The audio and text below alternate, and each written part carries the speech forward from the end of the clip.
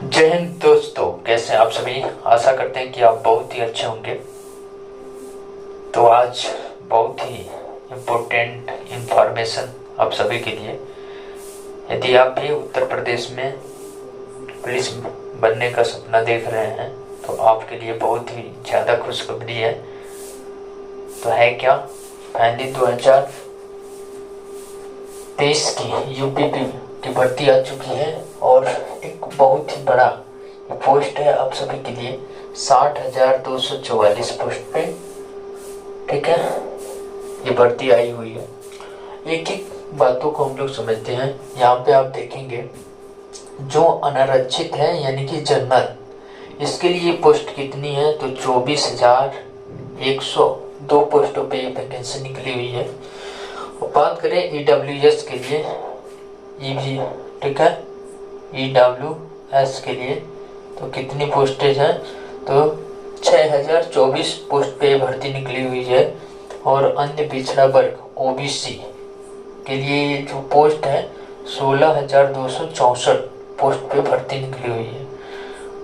अब हम लोग बात करते हैं अनुसूचित जाति यानी कि एससी कैंडिडेट के लिए, तो 12,650 पे ये पोस्टों पे ये भर्ती निकली हुई है।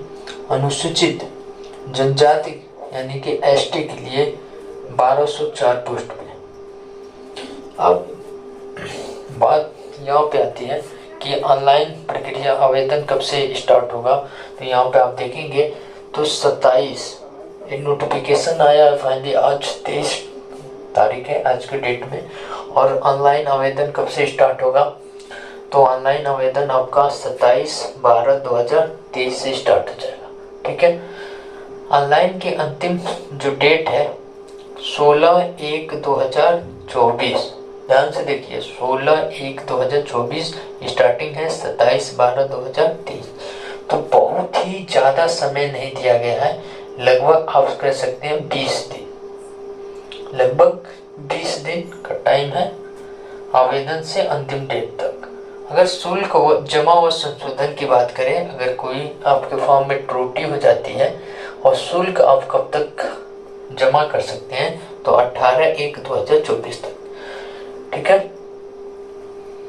आगे देखें, आवेदन शुल्क की बात की जाए तो आवेदन शुल्क 400 रुपये है, चाहे वो एससी हो, चाहे वो जनरल कैंडिडेट हो, ठीक है, चाहे ओबीसी कैंडिडेट हो या एससी हो या एसटी कैंडिडेट हो या ईडब्ल्यूएस, सबके लिए कितना है, चाहे मेल हो फीमेल हो कोई भी हो, सबके लिए क्या है 400 रुपये है, ठीक है। अब यहाँ पे देखेंगे एज को लेकर के सबसे ज्यादा डाउट बना हुआ है, एज कितना होगा।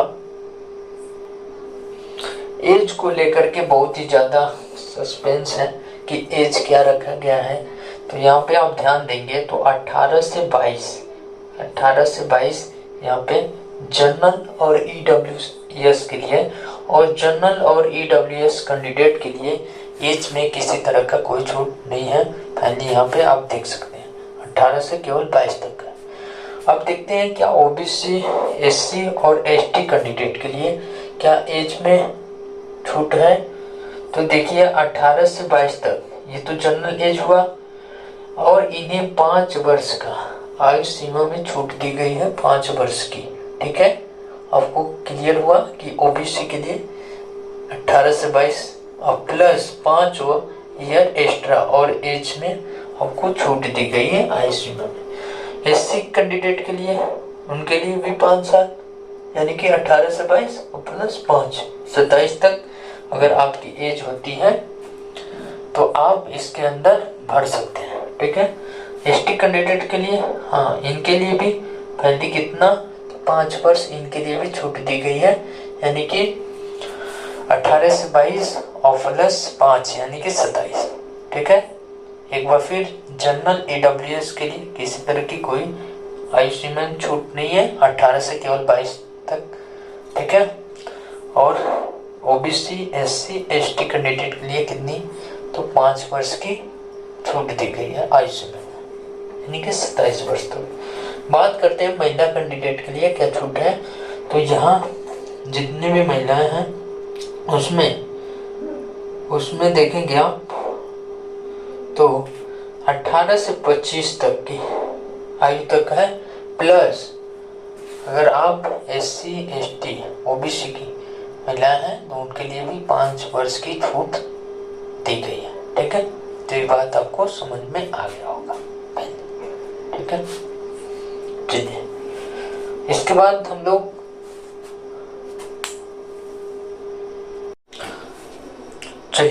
तो आगे हम लोग बात करते हैं,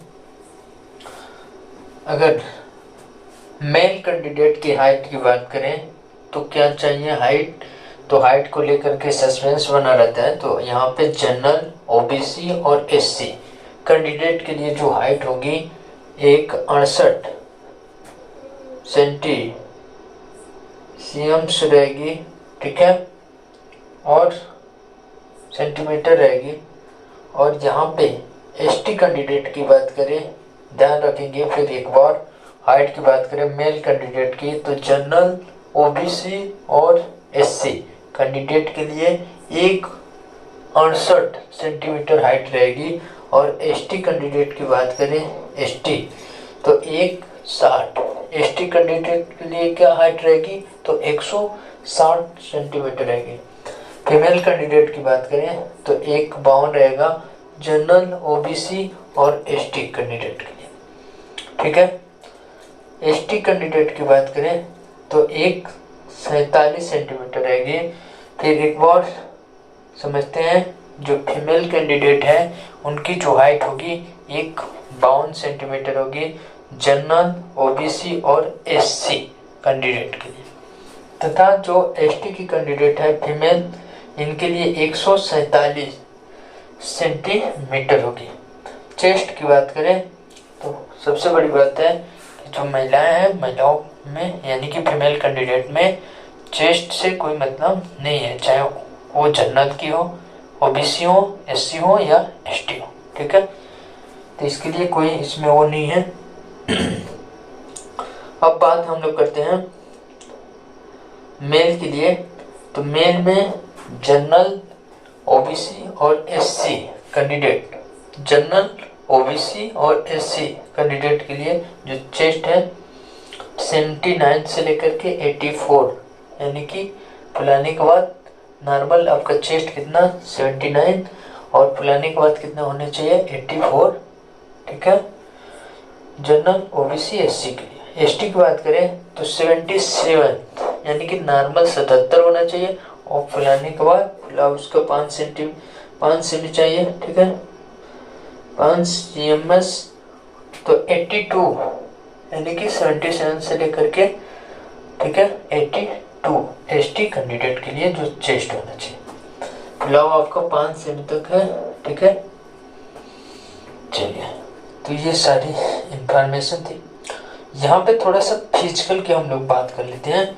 फिजिकल के लिए मेल कैंडिडेट के लिए जो रहेगा फिजिकल स्टैंडर्ड वो क्या रहेगा, 25 मिनट में 4.8 किमी यानी कि 25 मिनट में 4800 किलोमीटर। आप तैयारी जब भी रेस की करेंगे तो 5 किलोमीटर फाइनली मान के चलेंगे, 200 मीटर और ज़्यादा। ठीक है, यहाँ पर फीमेल की बात करें तो फीमेल के लिए रेस क्या है तो 14 मिनट में 2.4 किमी यानी कि 2400 मीटर। ठीक है, 2400 मीटर। तो यहाँ पे हम लोग देखेंगे ये पूरी इंफॉर्मेशन थी। तो जो भी आप फिजिकल की तैयारी करेंगे तो बहुत ही पहले से ही लग जाएंगे, थोड़ा थोड़ा रनिंग स्टार्ट करेंगे। लेकिन इसके पहले सबसे बड़ी बात है कि पेपर का क्या मॉडल होगा, क्या ऑनलाइन होगा कि ऑफलाइन होगा। तो आपको हम बता दें कि जो पेपर होगा आपका ऑफलाइन मोड में होगा, ऑनलाइन नहीं होगा। ठीक है, तो आप जब भी प्रैक्टिस सेट करें तो ऑफलाइन ही करें, टेस्ट डे ऑफलाइन करें तो ज़्यादा बेनिफिट होगा। ठीक है, और आप इसमें सब्जेक्ट की बात करें क्या क्या सब्जेक्ट आएगा तो देखिए ये जो पेपर होता है फाइनली 150 क्वेश्चन इसमें आते हैं, 150 क्वेश्चन 150। ठीक है, और कितने नंबर के होते हैं, तो 300 मार्क्स के अधिकतम होते हैं इसमें, यानी कि एक क्वेश्चन पे 2 नंबर आपको मिलते हैं। निगेटिव मार्किंग की बात करें तो ठीक है 0.5 मार्क्स आपके काट लिए जाते हैं, ठीक है, प्रत्येक गलत क्वेश्चन के, ठीक है। तो यहाँ पे माइनस मार्किंग में है, तो आप लोग बड़े ही ध्यान से इस पेपर को हल करेंगे, ठीक है। तो ये बहुत सारे इंफॉर्मेशन थे, ठीक है। अगर आप हमारे चैनल पर नए हैं तो चैनल को सब्सक्राइब करें, ताकि इस तरह के जितने भी नोटिफिकेशन होंगे आपको मिलते रहेंगे, ठीक है। धन्यवाद। इसके नेक्स्ट वीडियो में हम लोग बात करेंगे इसके लिए क्या स्टैंडर्ड बुक होने चाहिए, क्या सिलेबस है, इस पर हम लोग चर्चा करेंगे, ठीक है।